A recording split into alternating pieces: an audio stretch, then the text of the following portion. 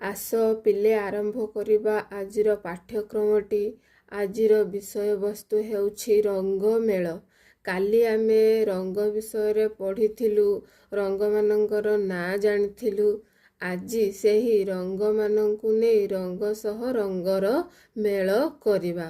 ଏବେ ବହିକୁ ଆସ, ଦେଖ ବହିରେ 2 ଧାଡ଼ି କରି ଚିତ୍ର ଦିଆଯାଇଛି ଓ ସେଗୁଡ଼ିକ ରଙ୍ଗୀନ ହୋଇଛି।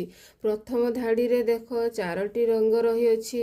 ପ୍ରଥମେ ନାଲି, ଦ୍ୱିତୀୟରେ ଆକାଶିଆ, ତୃତୀୟରେ ସବୁଜ, ଚତୁର୍ଥରେ ହଳଦିଆ।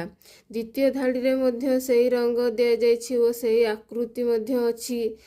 ପ୍ରଥମେ ଦେଖ ତୁମକୁ ଗୋଟିଏ କ'ଣ ନା ରଙ୍ଗ ସହ ରଙ୍ଗର ମେଳ କରି ଦେଖାଇ ଦିଆଯାଇଛି। ଆଉ ବର୍ତ୍ତମାନ କେତୋଟି ରହିଲା ନା ଆଉ 3ଟି ହେଉଛି ରଙ୍ଗର ଆକୃତି ରହିଛି।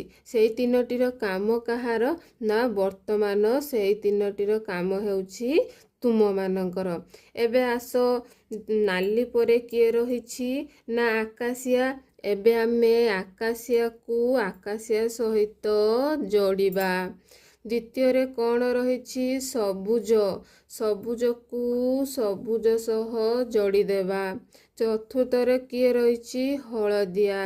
ଏବେ ଆମେ ହଳଦିଆକୁ ହଳଦୀ ସହିତ ଯୋଡ଼ିଦେଲୁ।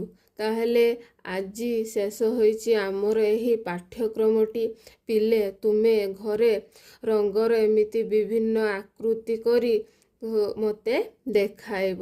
ରହିଲି, ଜୟ ଜଗନ୍ନାଥ।